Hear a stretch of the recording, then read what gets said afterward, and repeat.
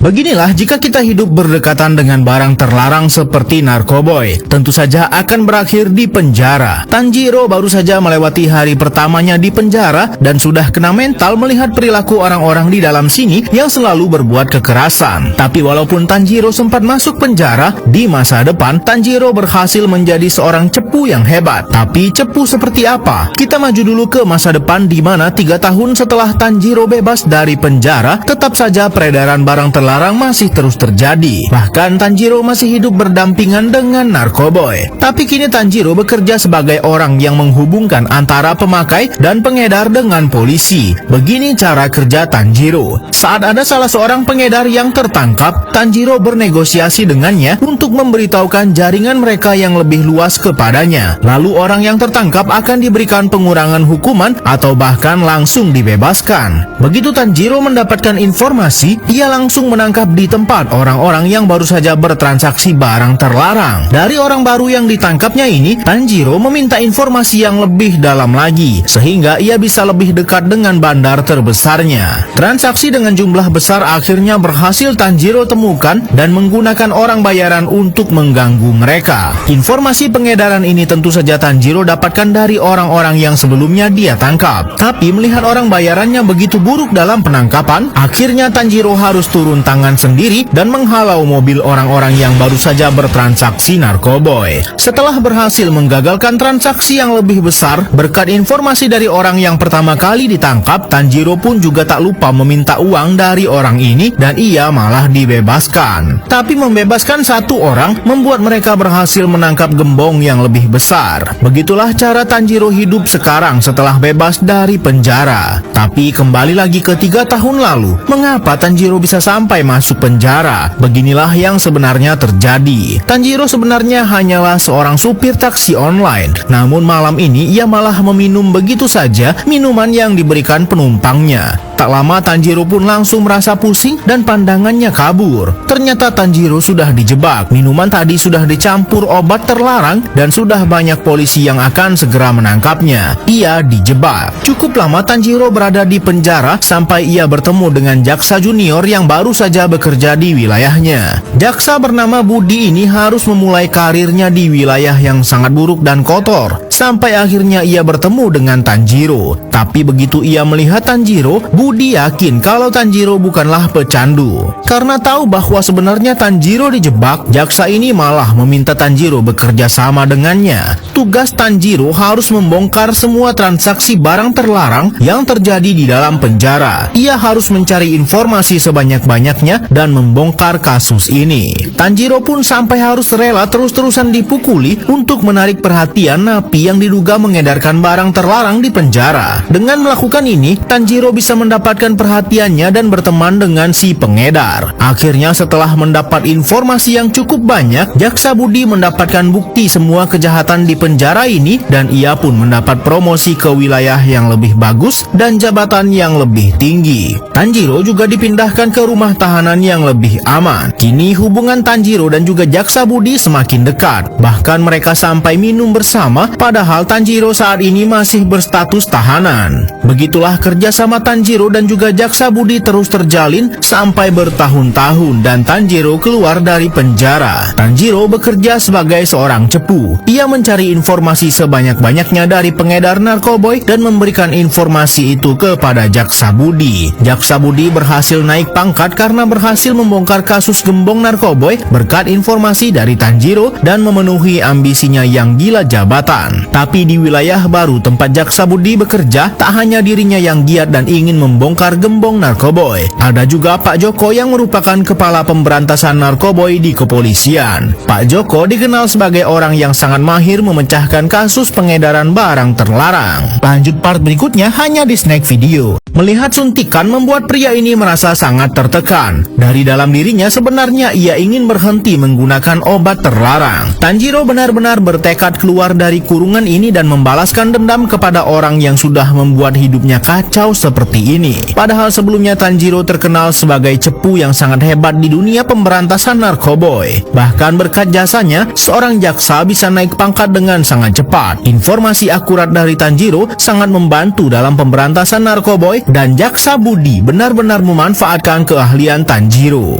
Malam ini Tanjiro membawa informasi yang sangat penting kalau ia berhasil menemukan bukti pengedaran narkoboy khusus untuk kaum elit dan pejabat kelas atas. Sementara itu di kantor kepolisian, seorang detektif narkoboy juga berhasil menangkap salah seorang pemakai jenis narkoboy yang ditemukan juga oleh Tanjiro. Pak Joko mengorek informasi sedalam-dalamnya dari wanita yang ia tangkap ini, dan terungkaplah nama bandarnya adalah sebut saja Raka. Tanjiro juga menyebutkan nama bandar yang sama kepada Jaksa Budi. Inilah dia sosok yang dikenal dengan Raka, pengedar barang terlarang kelas atas, dan pembelinya bukanlah orang sembarangan. Bahkan Raka sampai mengedarkan barangnya ke luar negeri. Pak Joko dari kepolisian ternyata sudah bergerak cepat dan menemukan Raka. Namun Raka tiba-tiba mendapat telepon yang memberitahukannya kalau ada polisi yang mengejar. Ternyata informan itu adalah Tanjiro. Bukannya menolong polisi, Tanjiro malah ingin melindungi Raka dan memberitahukan Raka bahwa para polisi ini ingin menangkapnya, lalu mengarahkan Raka ke tempat yang aman. Karena panik, Raka tentu saja percaya. Tanjiro terus menghalangi pandangan dari mobil kepolisian. Raka diarahkan oleh Tanjiro untuk pergi ke sebuah stasiun kereta. Karena merasa terlindungi, Raka percaya saja semua perkataan Tanjiro tadi. Namun ternyata pihak kepolisian juga sudah menemukan keberadaan Raka di stasiun. Di sini Raka mengancam akan melukai orang lain, namun tiba-tiba di belakang Raka, Jaksa Budi sudah muncul dan langsung melumpuhkan lalu menangkapnya. Ternyata ini semua memang rencana Tanjiro dan Jaksa Budi. Mereka sengaja mengganggu kepolisian agar kasus ini selesai di tangan Jaksa Budi.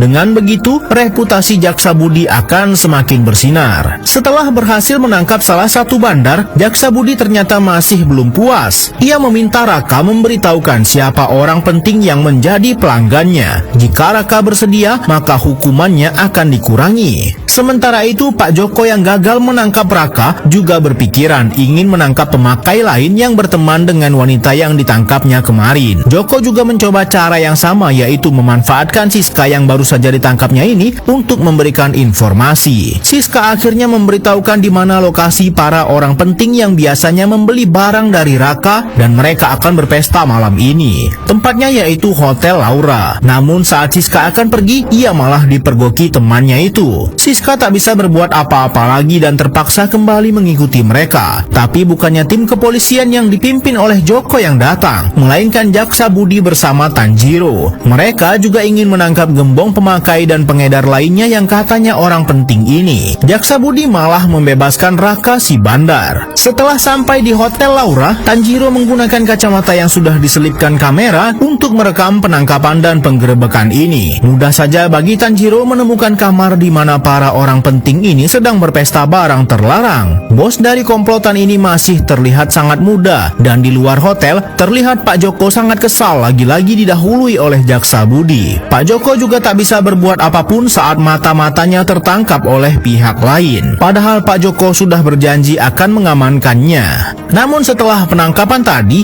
anehnya bos muda yang baru ditangkap Jaksa Budi malah terlihat ada di ruangannya bersama seorang pengacara. Ternyata bos muda ini adalah anak calon presiden dan menawarkan Jaksa Budi promosi jabatan jika saja membereskan semua permasalahan anak presiden ini yang terlibat dengan pengedaran barang terlarang. Setelah bernegosiasi dengan pengacara anak presiden, terlihat Jaksa Budi juga merencanakan sesuatu dengan Raka.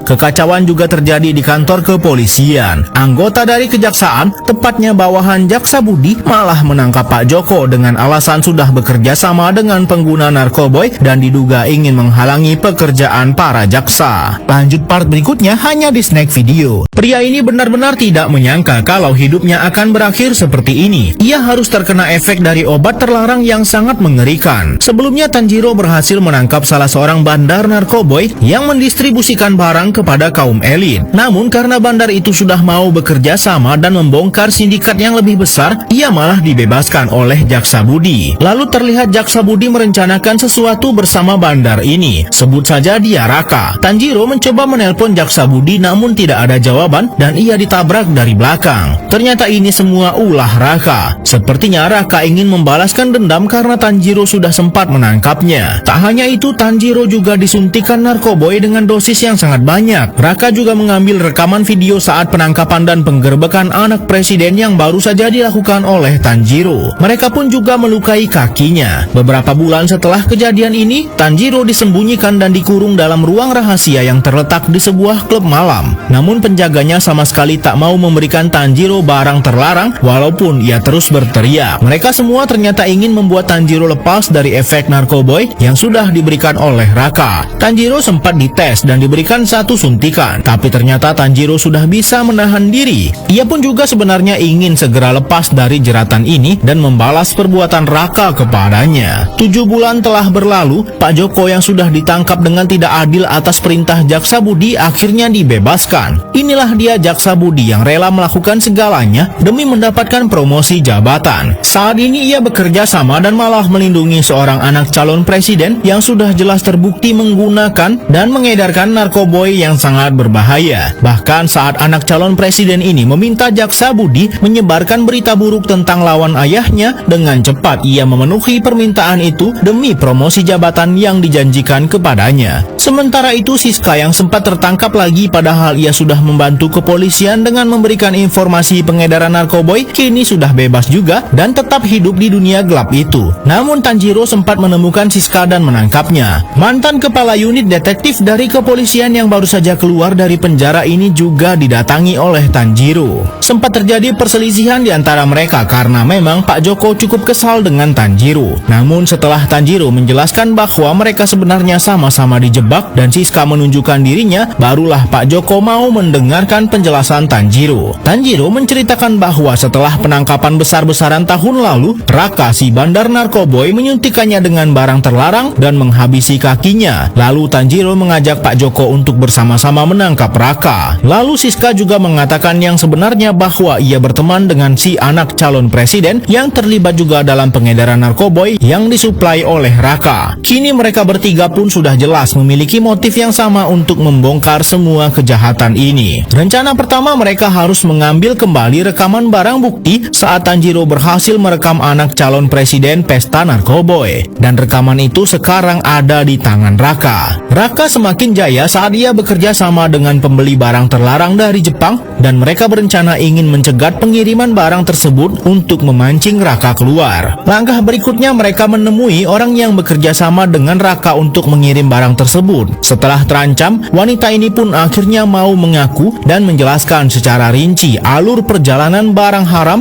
yang akan dikirim Raka ke pembelinya di Jepang. Barang itu disembunyikan di sebuah truk berisi belut dan biasanya supirnya berhenti di sebuah restoran ikan setiap Jumat pagi. Satu informasi sudah didapatkan. Lalu Pak Joko dan juga Siska sudah mempersiapkan tas yang dipasang kamera tersembunyi. Siska masih berteman dengan anak presiden si pengedar. Maka dari itu ia akan menyelinap ke pesta narkoboy yang diadakan oleh anak calon presiden itu di sebuah kapal pesiar. Sementara itu Tanjiro dan juga Pak Joko sudah siap siaga di restoran tempat supir yang membawa narkoboy milik Raka berhenti. Setelah memeriksa truk berisi ikan ini, akhirnya Tanjiro berhasil menemukan narkoboy milik Raka yang disembunyikan. Namun tanpa mereka duga, Raka si bandar malah datang. Mangsa yang dicari-cari ternyata datang sendiri. Pak Joko yang sudah sangat dendam dengan Raka malah mengambil tindakan duluan, lalu menyerang supir truk yang membawa barang milik Raka. Tapi Raka malah kabur. Raka sempat kaget kalau truknya sudah berantakan. Ternyata Tanjiro sudah membongkar truk ini menggunakan gerinda. Walaupun sempat ketahuan dan Raka berusaha menghentikan Tanjiro, namun karena dendam yang begitu mendalam dengan Raka, membuat Tanjiro sangat beringas dan berhasil menangkap Raka. Setelah dipaksa, barulah Raka mengembalikan video barang bukti penggerebekan anak calon presiden yang sempat direkam oleh Tanjiro.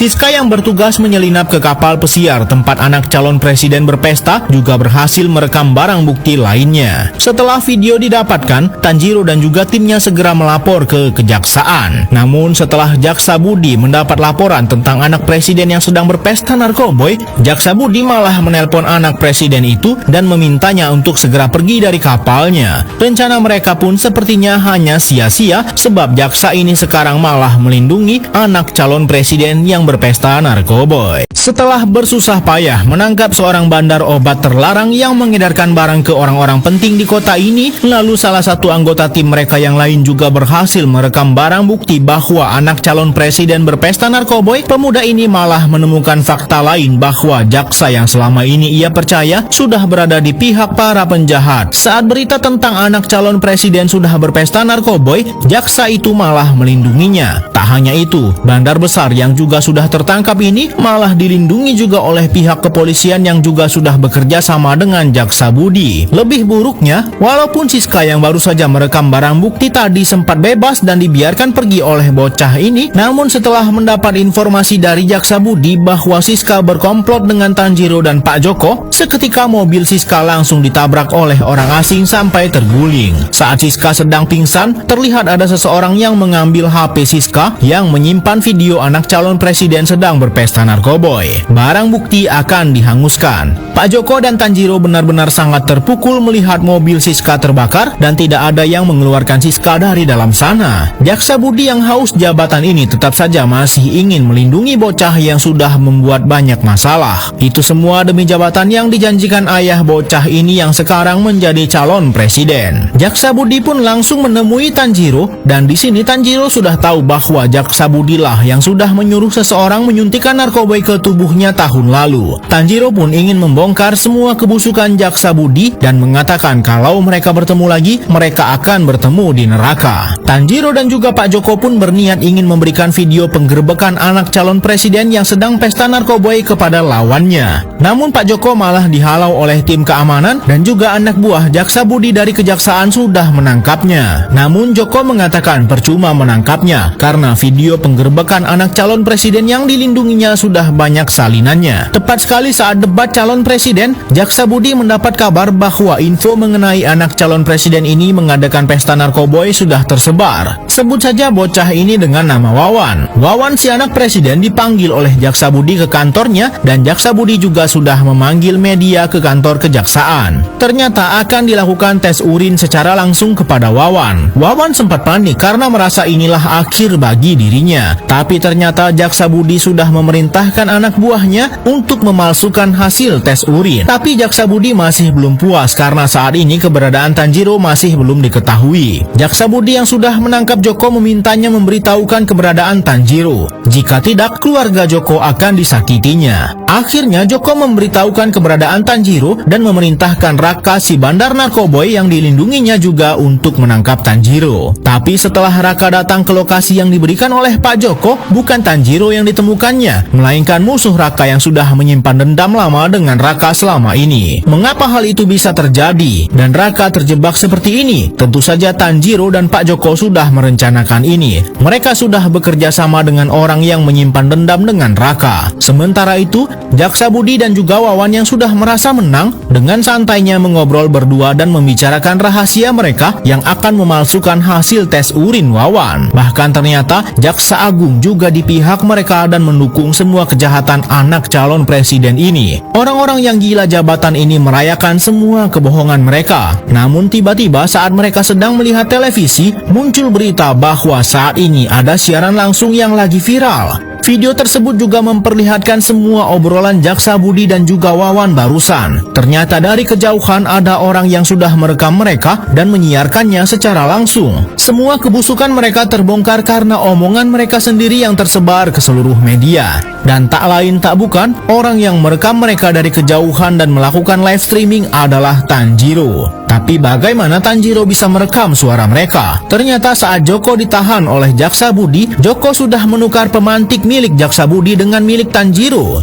Jaksa Budi tidak curiga karena memang ia memiliki korek api yang sama dengan Tanjiro. Sedangkan korek milik Tanjiro tadi sudah dipasang perekam suara yang terhubung ke siaran langsung yang dibuat olehnya. Tanjiro tidak kabur kemana-mana walaupun rencananya sudah terbongkar. Ia sengaja karena ingin melihat bagaimana reaksi Jaksa Budi. Tanjiro benar-benar tidak menyangka jaksa yang sudah dipercayanya selama ini berbuat seperti ini, dan dirinya lah yang sudah menghancurkan semua yang sudah dibangun oleh Jaksa Budi. Anak calon presiden yang sudah menghancurkan nama baik ayahnya pun frustasi sampai menghayal jadi Superman lalu loncat dari kamarnya. Beginilah aksi yang luar biasa dari Tanjiro bersama Pak Joko memberantas semua sindikat barang terlarang di kota mereka. Film pun selesai, lanjut film berikutnya dan hanya di Snack Video.